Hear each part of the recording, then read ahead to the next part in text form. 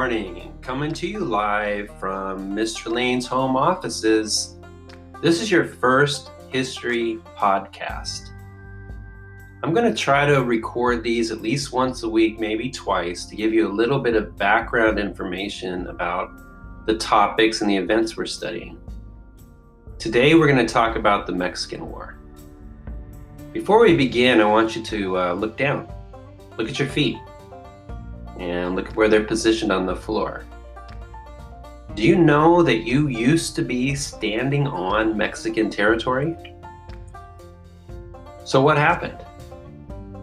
Let's find out.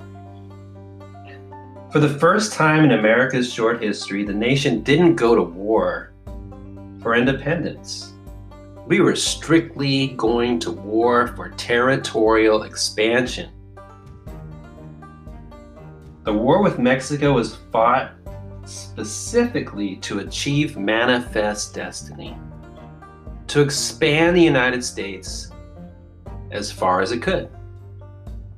I'd like to introduce to you the president at the time, drumroll, Mr. James Polk. We can call him Mr. Manifest Destiny. Now, you might think that Texas and Oregon were enough for a new territory for any president, but not for Polk. This hardworking president had one goal. He wanted to expand the United States as far as he possibly could. Polk took a look at the country and he saw the huge areas of California and New Mexico, both owned by Mexico. And he was determined to have them both. He was willing to purchase them, but if necessary, he was going to take them by force. Now, these areas were first colonized by Spain, but then they became Mexican territories when Mexico won its independence in 1821. Both were pretty sparsely settled, and the Mexican government had kind of neglected them. They almost had too much territory. Now, for Polk, that was the opportunity. And he hoped that the territory might be for sale. So he sent a representative to Mexico to try to buy the territories. But the Mexican officials refused to even see him. They told Polk, no. Spanish translation, no.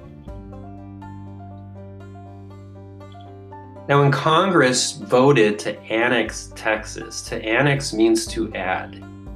The relationships between the United States and Mexico got really bad. To Mexico, this talk of annexation, of taking their territory and adding it to the United States, was an act of war. And to make matters worse, Texas and Mexico couldn't agree on where the border was.